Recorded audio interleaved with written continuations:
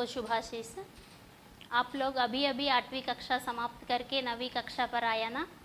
जिस तरह आप लोग 8वीं कक्षा पढ़ा उसी तरह 9वीं कक्षा भी खूब पढ़कर आगे बढ़ने की कोशिश करना चाहिए। आज मैं आपको 9वीं कक्षा का पहला पाठ के बारे में बताऊंगी। पहला पाठ का नाम है जिस देश में गंगा बहती है। हम किस देश में रहते हैं? हम भारत देश में रहते हैं, इसलिए हमें भारतवासी भी कहते हैं, भारतीय भी कहते हैं। आपको भी मालूम है गंगा किस देश में बहती है? गंगा भारत देश में ही बहती है। माने जिस देश में गंगा बहती है, यहाँ आंसर भारत देश में गंगा बहती है। तुम्हें गंगा नदी के बारे में बताने से पहले मैं भारत देश की महानता के बारे में पहले बताऊंगी। भारत एक प्राचीन और विशाल देश है। प्राचीन का अर्थ ओल्ड, विशाल का अर्थ large. India is the oldest and largest country. वेदों में इसे जम्बूद्वीप, भरतवर्ष, भरतखंड आदि नामों से पुकारा है। आपको भी मालूम है वेद कितने हैं? वेद 4 है। ऋग्वेद, यजुर्वेद, सामवेद, अथर्वण वेद। इन वेदों में भारत को जम्बूद्वीप कहने का कारण यह है कि यहाँ पर माने हमारे भारत में जामुन का पेड़ अधिक होने के कारण इस प्रदेश को जम्बूद्वीप नाम आया। अब भी हमारे भारत में जामुन का पेड़ अधिक है। जामुन माने ब्लैकबेरीज, इसे रोजा बिल भी कहते हैं। इसके बाद भरत नामक एक महाराज ने भारत देश को पालन करने से हमारे देश को भरतवर्ष, भरतखंड आदि नाम आया। भारत में विभिन्न धर्मों के लोग मिलजुल कर रहते हैं।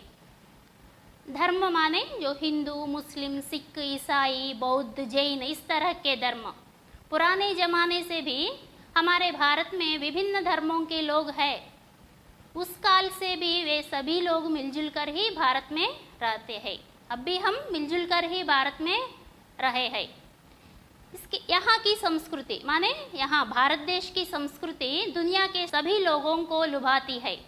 यहाँ पर संस्कृति का अर्थ है एक जगह या प्रांत में रहने वाले लोगों के आचार विचार, रीति रिवाज, रहन सहन, वेशभूषा, भाषा, ये सभी मिला के संस्कृति कहते हैं। अब संस्कृति का अर्थ मालूम हुआ है ना। बाद में सामाजिक दृष्टि से देखें तो भारत एक गणराज्य है। गणराज्य माने democratic country. India is a democratic country. यह पूर्ण रूप से माने भारत पूर्ण रूप से उत्तरी गोलार्ध में स्थित है। भौगोलिक दृष्टि से देखें तो भारत के पूरब में बंगाल की खाड़ी, पश्चिम में अरेबिया सागर, उत्तर में हिमालय, दक्षिण में हिंदू महासागर स्थित है।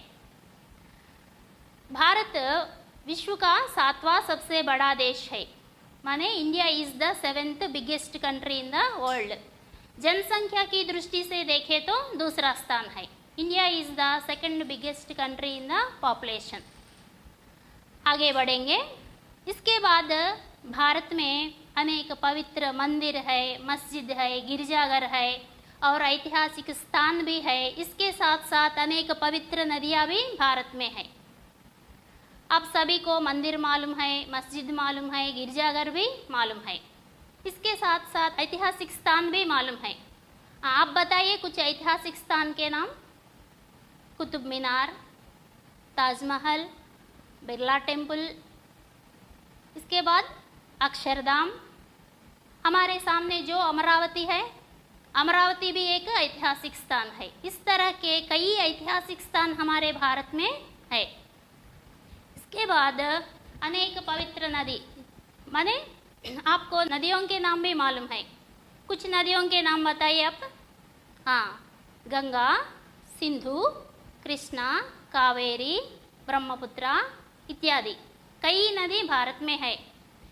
हमारे पाठ में जो नदी का नाम है वह गंगा नदी है। यह दूसरा सबसे बड़ी नदी है।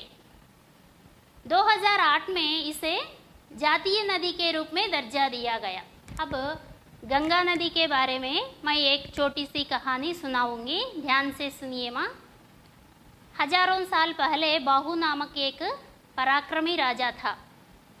उसके पुत्र का नाम सगर था। सगर भी पिता की तरह बहुत पराक्रमी थे। उन्होंने माने सगर महाराज ने एक बार अश्वमेध यज्ञ करना आरंभ किया। इंद्र ने बहुत घबराकर यज्ञाश्व को कपिल मुनि के आश्रम में छिपा दिया। सगर के पुत्रों ने यज्ञाश्व को कपिल मुनि के आश्रम में देखकर मुनि को बुरा भला कहना शुरू कर दिया। तब मुनि ने उन्हें शाप देकर राख कर दिया। जैसे ही विषय महाराज को पता हुआ वैसे ही वह मुनि से क्षमा मांगी। तब मुनि ने बताया कि ब्रह्मा जी से वर मांगकर गंगा माता को पृथ्वी पर लाकर उस जल को अपने पुत्रों पर छिड़कने से उन्हें जिंदा किया जा सकता है, लेकिन सगर ने वह काम नहीं किया जा सका। अंत में उस वंश के राजा भगीरथ की कठोर तपस्या से ब्रह्मा जी प्रसन्न हुए और गंगा माता को पृथ्वी पर बेचने का वचन भी दिया। लेकिन ब्रह्मा जी ने बताया गंगा बहुत तेज से पृथ्वी पर आएगी, तेज के कारण प्रलय आने की संभावना है, इसलिए तुम फिर शिव जी से तपस्या करनी पड़ेगी कि शिव जी अपनी जटाओं में गंगा को जरूर थाम ले।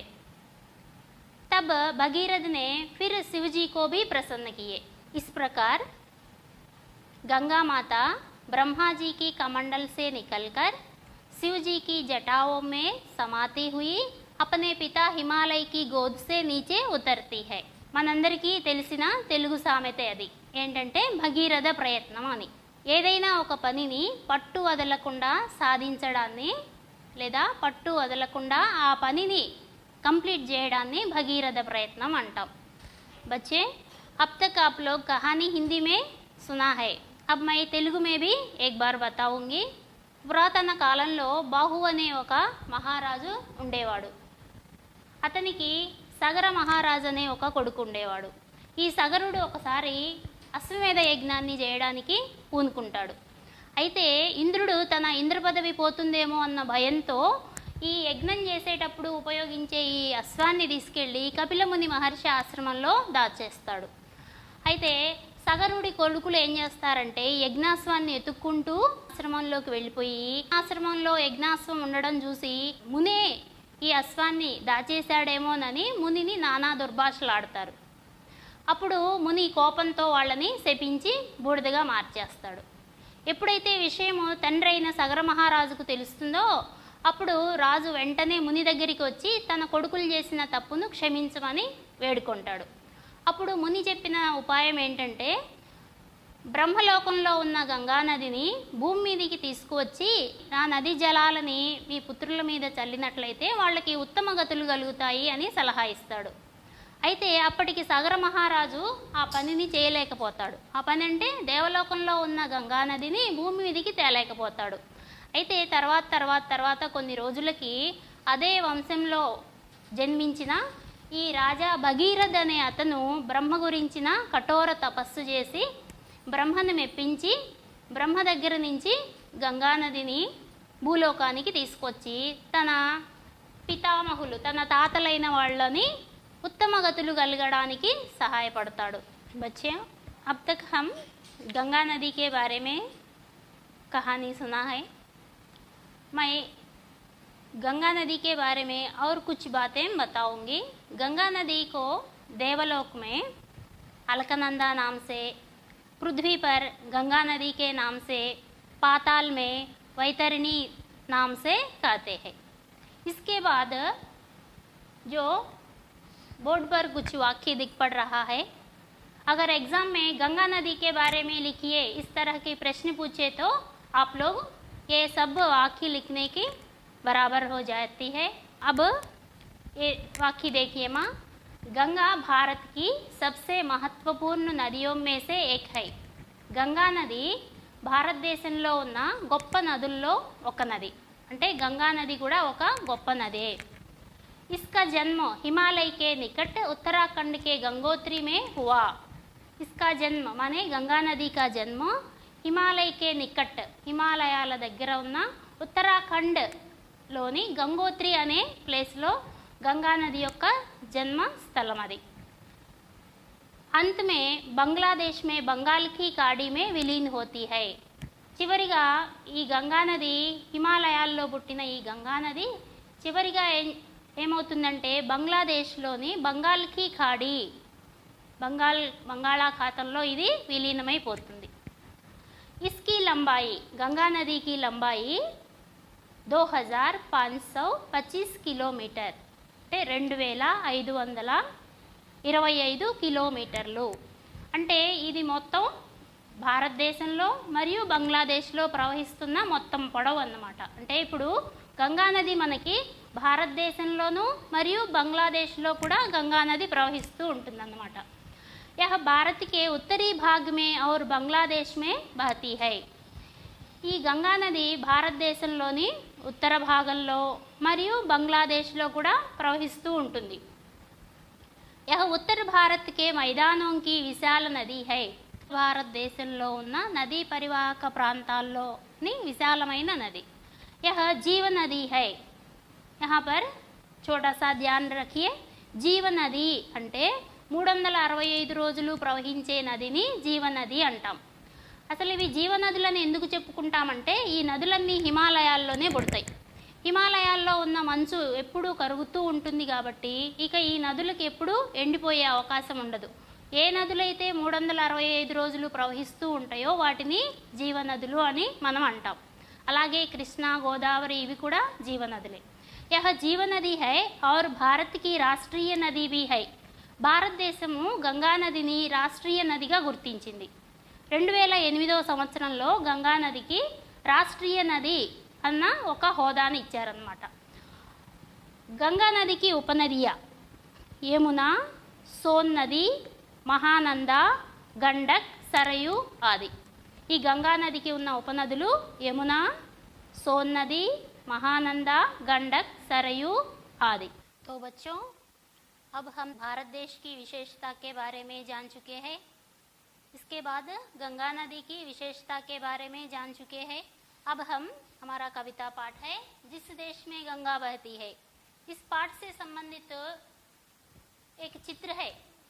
इस चित्र के बारे में भी मैं समझाऊंगी. ध्यान से सुनिए, ध्यान से देखिए माँ यह चित्र पूरा.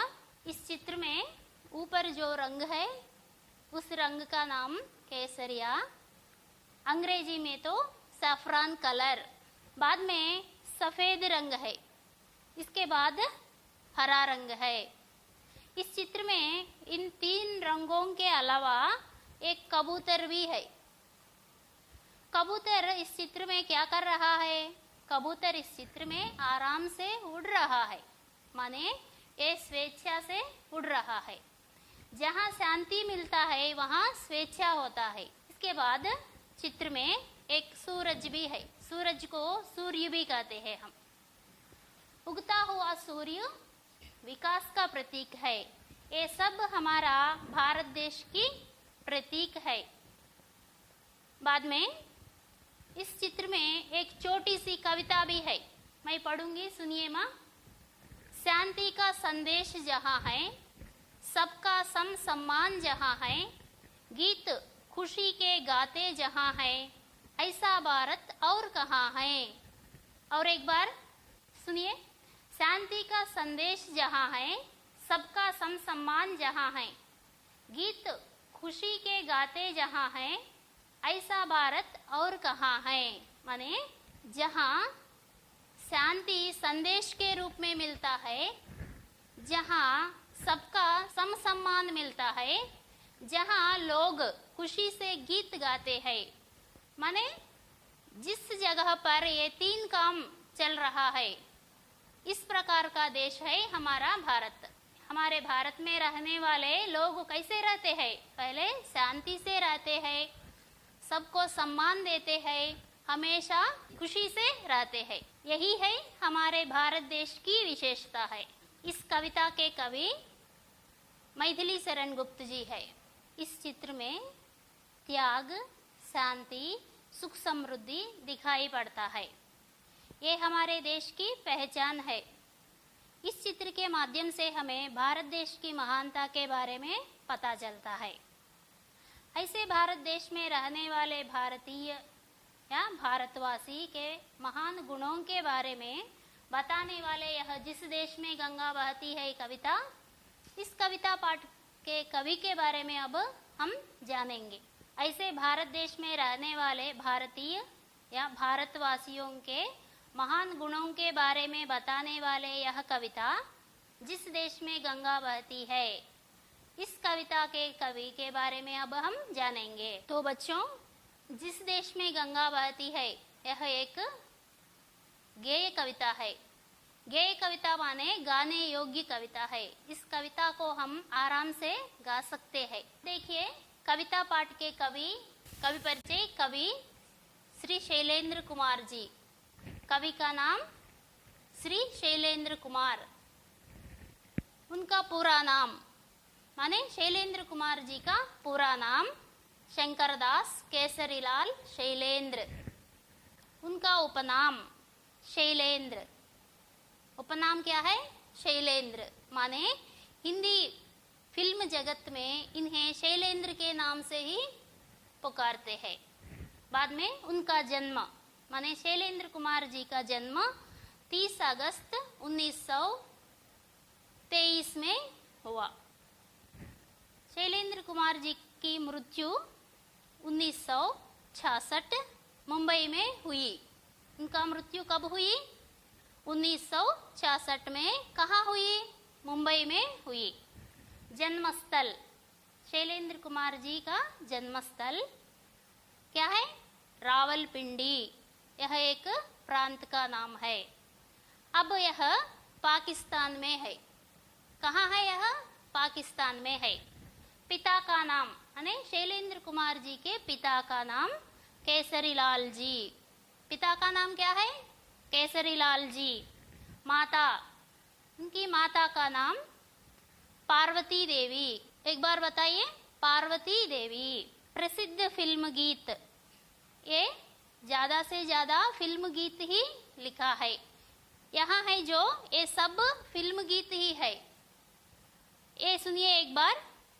आवारा हूँ, आवारा हूँ, यह एक फिल्म गीत है। इसी तरह दोस्त दोस्त ना रहा, यह भी एक फिल्म गीत है। और एक है, देखिए यहाँ, मेरा जूता है जापानी, यह भी एक फिल्म गीत है।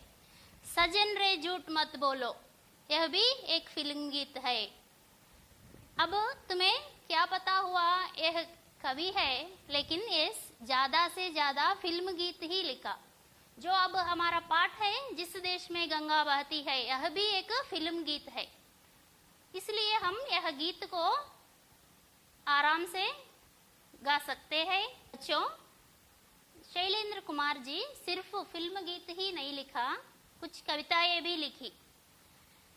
कविता संग्रह न्योता और चुनौती, समूह गान, बेटी बेटे, कल हमारा है, आओ साथ हमारे, ये इनकी कविता संग्रह है। ये भारत के हिंदी सिनेमा जगत के एक जाने माने गीतकार थे। ये माने हमारे कवि यहाँ शैलेंद्र कुमार जी ने हिंदी सिनेमा जगत माने बॉलीवुड, जाने माने फेमस। गीतकार का अर्थ है लिरिक राइटर। इन्होंने हिंदी के अभिनेता राज कपूर के साथ बहुत काम किया। హిందీ హీరో రాజ్ కపూర్తో కలిసి ఇతను చాలా కాలము పనిచేశాడు। ये हिंदी फिल्मों और भोजपुरी फिल्मों में प्रमुख गीतकार थे। शैलेंद्र कुमार जी केवल हिंदी फिल्मों के लिए ही नहीं, भोजपुरी फिल्मों के लिए भी बहुत सारे गीत लिखे। इनको माने शैलेंद्र कुमार जी को ब्रह्मचारी फिल्म गीतों के लिए, ब्रह्मचारी अने हिंदी फिल्म కోసం 3 बार फिल्म फेयर अवार्ड से सम्मान मिला था। అతనికి 3 सार्लु फिल्म फेयर अवार्ड కూడా లభించింది। तो बच्चों, अब तक हम जिस देश में गंगा बहती है कविता पाठ के कवि शैलेंद्र कुमार जी के बारे में जान चुके हैं। अब इस कविता पाठ के उद्देश्य के बारे में हम जानेंगे। कविता पाठ का उद्देश्य देखिए माँ एक बार। हमारा भारत महान देश है। सब लोग कहते हैं भारत महान है, भारत महान है। क्यों है भारत महान? हमारे भारत में कई संत लोग जन्म लिए, हमारे भारत में कई त्याग पुरुष जन्म लिए, हमारी संस्कृति भी महान है। यहाँ की संस्कृति दुनिया के सभी लोगों को लुभाती है, इसलिए हमारा भारत महान देश है। हमारे भारत में शांति है, समृद्धि है, त्याग है, इसलिए हमारा भारत महान है। यहाँ गंगा यमुना जैसी पवित्र नदियाँ बहती है। सिर्फ गंगा यमुना ही नहीं, हमारे भारत में कृष्णा, गोदावरी, कावेरी, इस तरह कई नदी है। यहाँ नदी के बारे में बताते समय पवित्र शब्द प्रयोग किया। पवित्र का अर्थ पावन। क्यों है नदियाँ पवित्र? हमारे संस्कृति में नदियों को देवी की तरह सम्मान दिया। नदी में स्नान करने से हमारे पाप दूर हो जाता है। यह हमारी संस्कृति में एक भाग है। अब भी हम नदियों में स्नान करने की प्रथा है भारत में। बाद में भारतवासी सत्य, अहिंसा, धर्म, न्याय, परोपकार, सद्भावना, मानवता आदि महान गुणों की पहचान है। इसे बनाए रखना हर भारतीय का कर्तव्य है। इस उद्देश्य के द्वारा ही शैलेंद्र कुमार जी ने जो गीत हमें बताया, उस गीत का सार भी हम जान सकते हैं। हर एक कविता पाठ, केवल कविता पाठ ही नहीं, किसी भी पाठ हो, हर एक पाठ के लिए एक उद्देश्य होते हैं। इस उद्देश्य के माध्यम से ही हम पाठ का सार भी जान सकते हैं। इसी तरह इन शब्दों के द्वारा ही इस कविता पाठ का सार भी हम जान सकते हैं। तो बच्चों, अब हम सत्य, अहिंसा, धर्म, न्याय, परोपकार, सद्भावना, मानवता आदि गुणों के बारे में जानेंगे। फिर एक बार सत्य। सत्य माने सच, यथार्थ। ब्रैकेट में जो है सत्य बोलना, सत्यवाणी। यहाँ सच का अर्थ है हमेशा सत्य ही बोलना। संस्कृत में एक नारा है, सत्यमेव जयते, माने सत्य ही जीतता है। हम सबको मालूम है सत्य हरिश्चंद्र, उसका असली नाम हरिश्चंद्र है। उसने उनके जीवन में एक बार भी झूठ नहीं बोला, इसलिए उनको हम सत्य हरिश्चंद्र के नाम से ही पुकारते हैं। बच्चों, हम भी हमेशा सत्य ही बोलना, झूठ बोलने से पाप मिलता है। बाद में अहिंसा। किसी भी प्राणी को शारीरिक या मानसिक कष्ट ना देना अहिंसा कहलाता है। अहिंसा माने किसी प्राणी को हिंसा ना पहुंचाना, शारीरिक रूप से या मानसिक रूप से। अहिंसा परमो धर्मः, यह भी एक संस्कृत का नारा है। అంటే హింస చేయకుండా ఉండడమే ఉత్తమోత్తమైన ధర్మము। बाद में धर्म। धर्म का अर्थ धर्माचरण, नित्य नियम। सामाजिक दृष्टि से धर्म का अर्थ है अपना कर्तव्य निभाना धर्म है। धर्मराज को हम धर्म का साकार रूप कहते हैं। నిత్య నియమ का अर्थ है చట్టపరంగా జీవించడం, అంటే we should obey the law and order। न्याय। न्याय का अर्थ इंसाफ, उचित अनुचित का विवेक। न्याय का अर्थ है दूसरों के अधिकारों को ध्यान में रखकर उनके विपरीत व्यवहार ना करना न्याय कहलाता है। और एक अर्थ में नीतिपरक जीवन बिताना ही न्याय है। परोपकार। दूसरों की भलाई, दूसरों के हित का काम। हम सबको मालूम है परोपकार के बारे में। तेलुगु में एक पद्य है, ఉపకారికి ఉపకారము విపరీతము గాదు సేయ, అపకారికి ఉపకారము నెపమెన్నక సేయువాడు నేర్పరి సుమతి। ఈ పద్యం తెలియని భారతీయులు ఎవరు ఉండరు। అయితే ఇక్కడ ఏం చెప్తున్నామంటే, మనం ఉపకారికి ఉపకారం చేయడం మాత్రమే కాదు, అపకారికి కూడా ఉపకారం చేయటమే నిజమైన పరోపకారము। बाद में सद्भावना, सद्भावना माने शुभ भावना, किसी के हित की कामना, दूसरों के हित के लिए ही काम करना सद्भावना कहलाता है। बाद में मानवता, मानवता माने मानव में स्वाभाविक रूप से मिलने वाले गुण। ये क्या क्या है? सत्य, अहिंसा, प्रेम, सेवा, शांति का मूल ही मानवता है। तो बच्चों, अब तक हम भारत देश की महानता के बारे में जान चुके हैं। इसके बाद गंगा नदी के बारे में जान चुके हैं। इसके बाद चित्र पाठ में जो छोटा सा चित्र दिया ना, चित्र के बारे में भी जान चुके हैं। इसके बाद इस कविता पाठ का उद्देश्य के बारे में भी जान चुके हैं। इसके बाद कवि शैलेंद्र कुमार जी के बारे में जान चुके हैं। तो आज का क्लास समाप्त हुआ। हम फिर मिलेंगे। धन्यवाद।